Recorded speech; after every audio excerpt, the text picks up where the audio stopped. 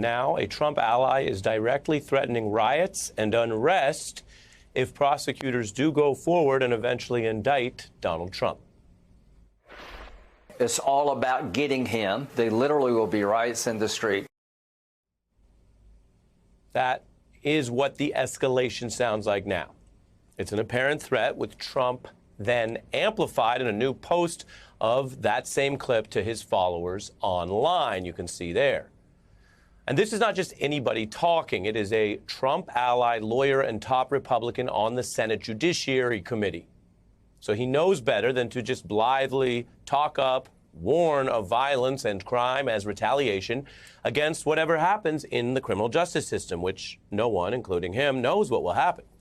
Senator Graham going further than most Republican senators. Indeed, many have lately been trying to duck much attention over Trump's secret document scandal.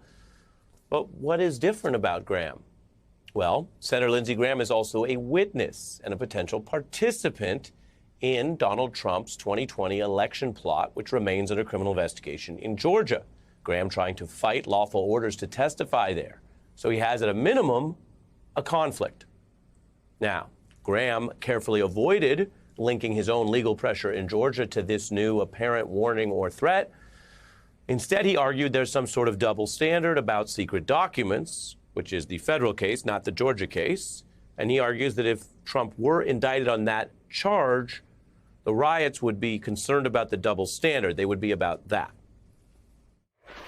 Most Republicans, including me, believes when it comes to Trump, there is no law. It's all about getting him. If they try to prosecute President Trump for mishandling classified information after Hillary Clinton set up a server in her basement, they literally will be riots in the street. I worry about our country.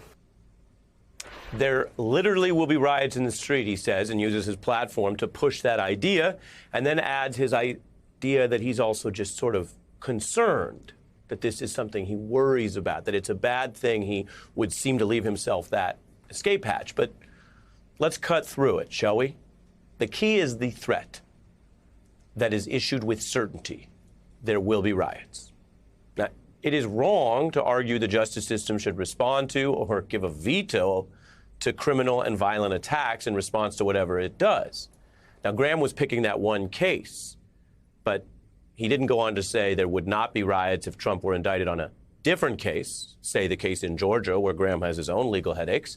And the wider heat here suggests that there is pressure on Trump, that he could be indicted in any number of cases, federal or state. There are veteran experts who see a road to charges, which may be why we're seeing such virulent pushback. Take Mueller prosecutor Andrew Weissmann. I have to say, when I read this today, my big overarching takeaway is, and I know this is just a prediction and speculation, but I'd say it's an educated one, is that the former president is going to be prosecuted.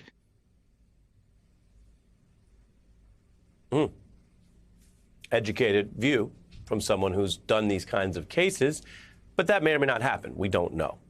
What we do know is that Trump allies are apparently concerned about what Weissmann's saying. They agree with that perspective, or they think it is at least more possible now than it used to be. And they also apparently, some of them think they might scare prosecutors out of doing what they would otherwise do, out of this potentially likely indictment. Here's an actual lawyer representing Trump coming close to sanctionable conduct if you take the word mayhem as a reference to violence. At the end of the day, I think that would cause so much mayhem. That would be a monstrous mistake. Mayhem. Now, why do Trump's allies sound like this? It comes all the way from the top. Recently, I'm not talking about any throwback Trump history. In this recent controversy, Trump sent an improper message intended as a secret back channel to Attorney General Garland, saying he'd been checking in with people and found they were enraged by the search. Trump then suggested that he would turn down the heat with some mobster-style idea, quote, "The country's on fire. What can I do to reduce the heat?" he asks, according to the secret back channel, raising the question, what else would he do to turn up the heat? I mean, if he has such a clear control over the thermostat.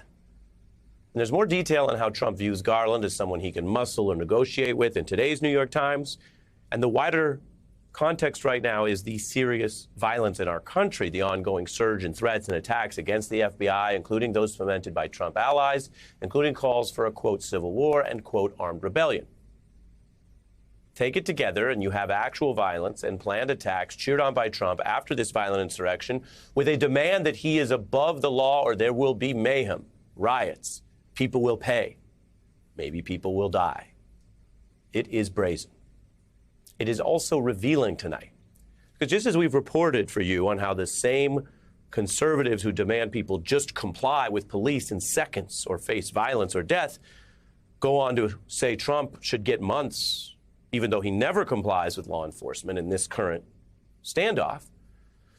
Well, there's an echo of that here because today's mounting threats of violence or warnings of riots by Trump allies are shredded by their own lectures against alleged unrest, looting, or riots in response to actual police violence. And when police kill people, like when they killed George Floyd, that's a long ways from, say, a potential lawful indictment carried out peacefully. So let me get specific with you as we try to do around here. I give you the facts, you take them where you want to go. You remember after the officer killed George Floyd, in what a jury of his peers later found to be murder, and there were many, many peaceful gatherings around the country. There was also a portion of gatherings that involved apparent or documented trespassing, looting, and some violence.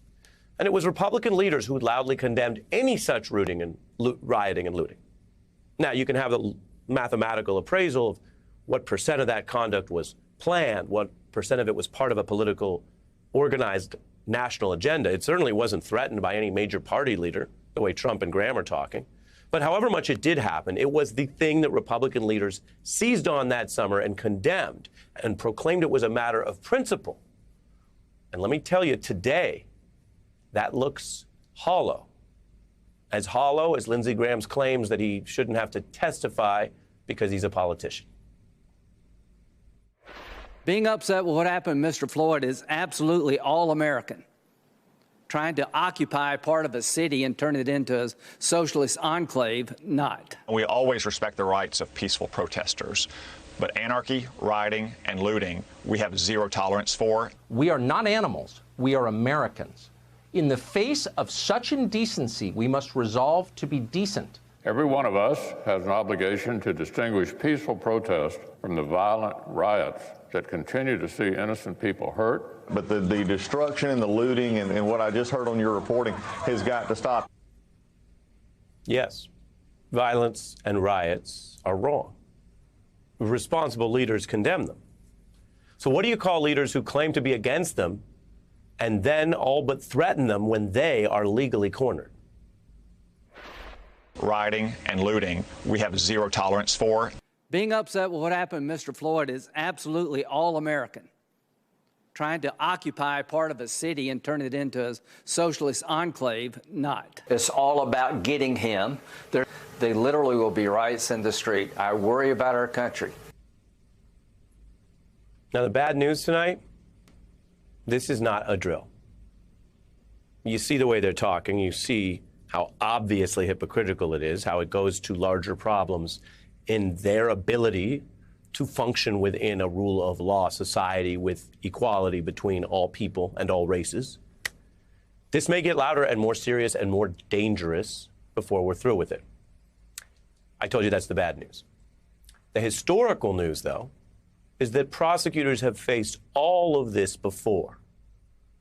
Prosecutors, attorneys general in both parties have led prosecutions of El Chapo, of Al-Qaeda, of ISIS, of brazen terrorists, murderous gangsters, 9/11 plotters, and some of the most notorious and methodical killers that have ever been discovered in not only American history, but the history of the world, because there are people like El Chapo and the syndicate he ran, where it took American prosecutors to really finish the job. It's what they do for a living. When people openly court violence to try to corrupt their investigations, well, this ain't their first time.